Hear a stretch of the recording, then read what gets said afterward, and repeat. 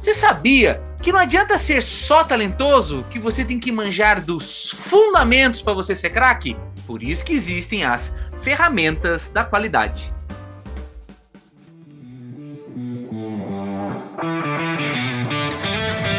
Bem-vindos ao BizuCast, diversão e informação para você.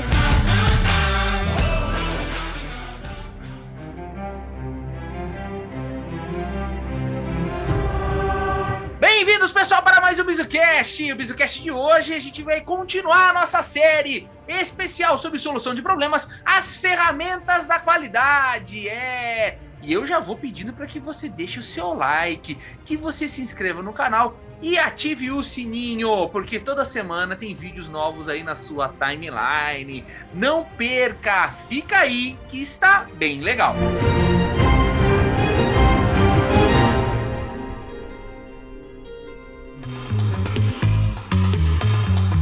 Fala, pessoal, vamos seguir com a nossa aula aí bem interessante sobre solução de problemas. Essa parte que a gente vai começar hoje é a parte 4, as ferramentas da qualidade para resolver problemas. Pessoal, independente do método, como a gente viu no último programa, você vai ver sempre uma sucessão de elementos, tá? Esses elementos são as ferramentas da qualidade. Se muito bem empregados e com raciocínio aí rapidíssimo, né, veloz, você consegue resolver qualquer problema independente do método. O método serve muito para organizar a sequência ideal para utilizar essas ferramentas, mas as ferramentas são, em essência, grandes potencialidades que podem ser utilizadas em qualquer situação. O que são as ferramentas da qualidade, afinal? O criador do PDCA puxou uma tendência de criar ferramentas. Esse cara aqui é o Deming, né? Essas ferramentas tornam possíveis e materialmente tangíveis o entendimento de conceitos abstratos. Essas ferramentas forçam as pessoas a pensar de uma forma que naturalmente jamais fariam sem a ajuda delas, né? As ferramentas passam a ser metáforas intelectuais que materializam os conceitos e guiam seus usuários até o destino dos melhores conceitos e do desenvolvimento da qualidade. Deming é o patrono do PDCA e da qualidade total. Seus 14 princípios que sinalizam o melhor caminho às organizações para o alcance da qualidade total. O Deming, ele foi o precursor, né? Quando ele falou de PDCA, ele estava colocando isso numa forma ferramental, né? Filosofias e práticas e conceitos meramente intangíveis, meramente científicos, como o pensamento de Descartes, trazendo para o mundo real. E você vê que as ferramentas da qualidade são nada mais do que formas de materializar esses conceitos. E tem gente que acha que ferramenta não importa, é superficial. Claro, ficar só no mundo da ferramenta não adianta. Mas aquele cara que é puro conceito e não conhece ferramentas é um Zé Conversa.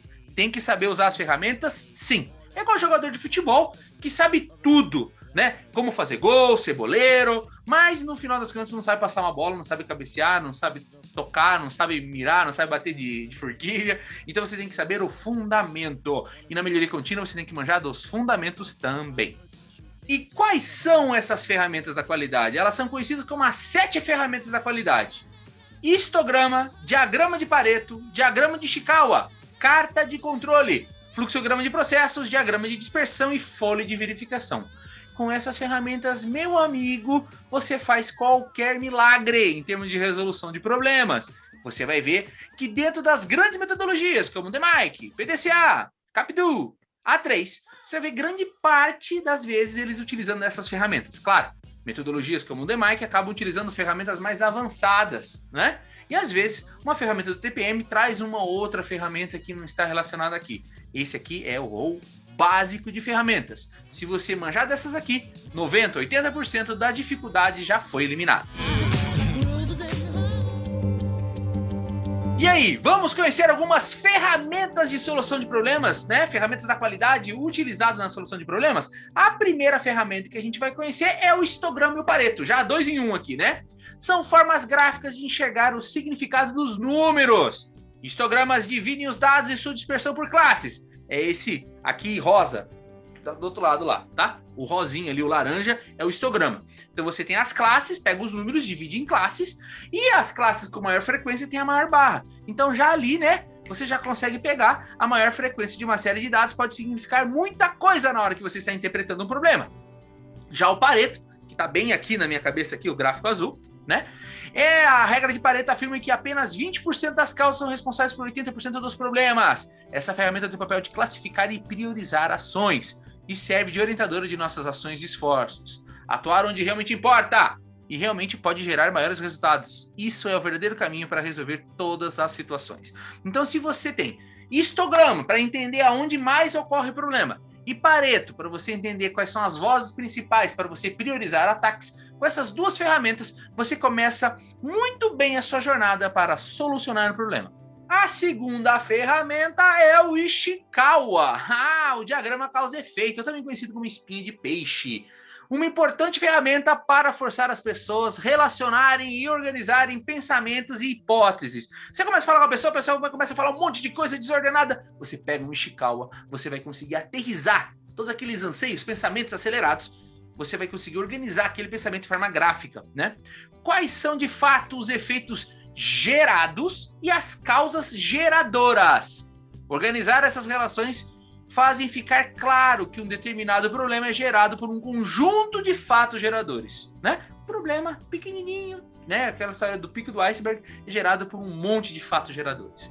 Outra função é forçar a reflexão das origens do problema sobre as óticas do 4M. Às vezes as pessoas já vão enviesadas, né? O problema é de máquina, o problema é da matéria-prima. Mas será que é só isso mesmo? É só matéria-prima? Para pensar, né? Quais são os 4Ms, os 4 ativos do TPM clássico, né? Mão de obra, método, matéria-prima e máquina. Será que, né, a gente não tem um problema em cada Mzinho desse que contribui para gerar o problema maior? Será? Né? E a outra forma gráfica que eu gosto de trazer aqui, que é muito legal como ferramenta de gestão, que daí, né, também é uma ferramenta poderosa, serve tanto para explorar como depois que você termina um trabalho, para você controlar. É a carta de controle, tá? É o controle estatístico de Shellhart.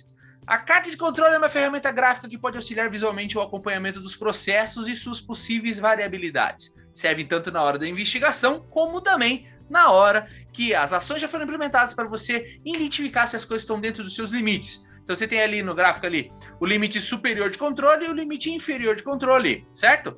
Então passou dos limites superior e inferior, o processo está fora de controle. Enquanto ele estiver dentro, significa que está tudo funcionando. Mas quando eu tenho um problema, toda hora ele sai fora do limite. Então você vai identificar na sua carta os pontos que saem fora do limite e vai pegar aquele ponto, aquela informação temporal e identificar todas as possíveis características variáveis do processo que estavam presentes naquele momento quando ocorreu a grande variabilidade, né? A carta de controle também é conhecida como gráfico de controle, é uma ótima opção para identificar estatisticamente os desvios ou alterações não esperadas que podem ocorrer em determinada etapa de um processo. É uma ferramenta e tanto do controle estatístico para você começar a achar aí, né, o fio da meada, né, a ponta do novelo que você vai começar a desmanchar até você encontrar a verdadeira causa raiz do seu problema.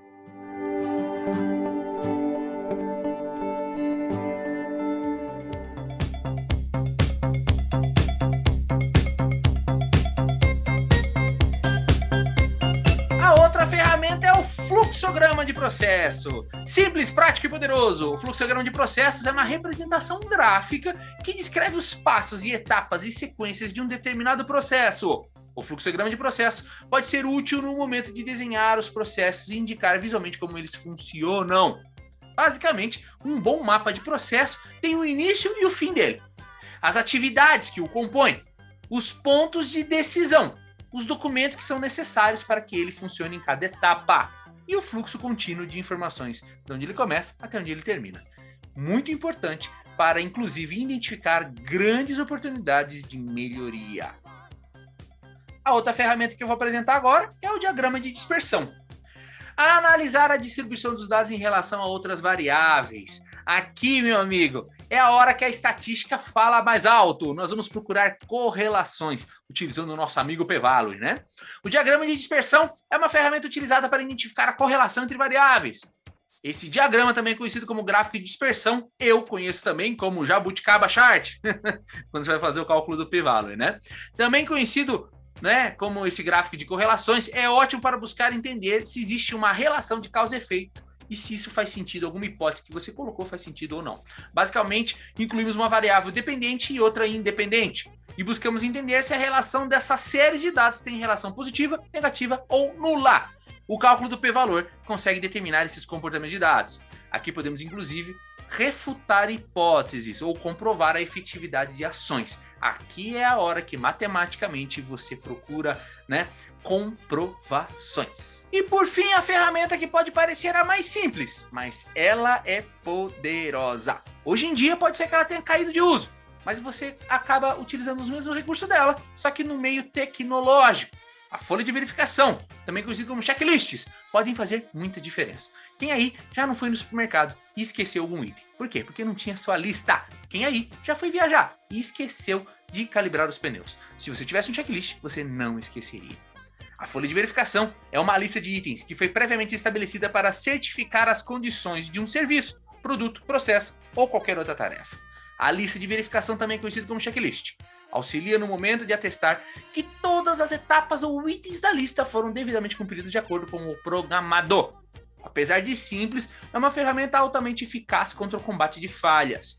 Pessoas, uma hora ou outra, podem falhar diante de alguns processos ou atividades. Por isso, o checklist é uma ótima opção para prevenir erros ocasionados pela falha humana. E hoje em dia, com os adventos tecnológicos, você é capaz de fazer isso de uma maneira automática. Às vezes alertando seres humanos, às vezes criando dispositivos como os Pokayokis, dispositivos à prova de falha, que identificam que um problema ocorre e paralisam o processo, não permitindo que o defeito se alastre. Mas aí vem a reflexão, Não são muito ultrapassadas essas ferramentas? Nós estamos falando lá de Demi, Shillhart, estamos falando aí, antes da década de 50, no meados da década de 50. Meu Deus, nós já estamos no ano 2020, 2021, 2022, 2023, Já está chegando 2023 aí. Puxa vida, ainda estamos falando dessas coisas atrasadas, E quem disse que você não pode modernizar elas, meu amigo? Seus conceitos são fundamentais e saber dominar essas ferramentas fazem toda a diferença. Atualmente, o mercado tem o costume de reinventar a roda e dar nomes novos para coisas antigas. Bastando colocar uma pitada de inovação, já sai inventando a roda novamente. Seja a nova vanguarda, adapte essas ferramentas e disciplinas antigas e ganhe muita vantagem sobre aqueles que decidiram apagar e esquecer os fundamentos básicos da qualidade. Para ser um bom jogador, você tem que saber o básico e fazer esse básico muito bem feito. Então não adianta, você refutar, mas também não adianta você também ficar usando ela, in natura. Faça adaptações, traga essas ferramentas para o dia a dia. Utilize elas na hora certa e colha os resultados.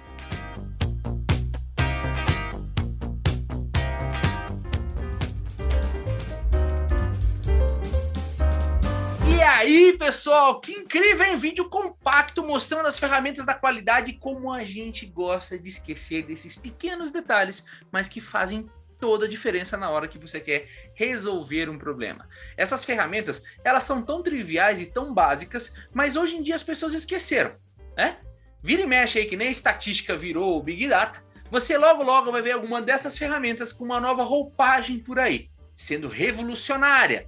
Nossa, que simples, que revolucionária. Que tal você já começar a usar elas antes dessas revoluções? Fica aí a dica, Não deixe, de perder a oportunidade de ser um vanguardista de uma coisa que já foi inventada há muito tempo. Se você gostou desse episódio e da nossa série Solução de Problemas até agora, deixe seu like e se inscreva no canal. Não esqueça de conhecer o nosso BizuCast, que já passou de 200 episódios. O nosso BizuCast é um podcast incrível, que você pode encontrar nos principais agregadores de podcast que existem por aí, ou então no Spotify ou no Google Podcasts, que a gente indica muito. E se você quiser acompanhar direto do nosso site, nosso podcast e outros materiais que a gente tem por aí, não esqueça de visitar o nosso site binosabe.com.br. Tá bom, pessoal? E que você tenha uma excelente semana e que utilize esse material para o seu bem. Divida ele, multiplica com alguém. Meu amiguinho. Tá bom? Boa sorte, não desista. E tem que ter coragem mesmo. A vida é difícil, mas a gente tá aqui para facilitar ela, tá bom? Um abraço, pessoal. Até a próxima semana. Tem mais coisa legal por aí, hein?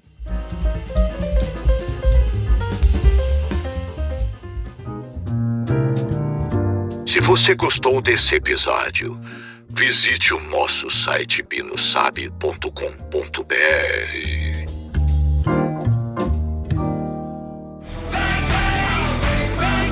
Produzido e editado por BizuCast.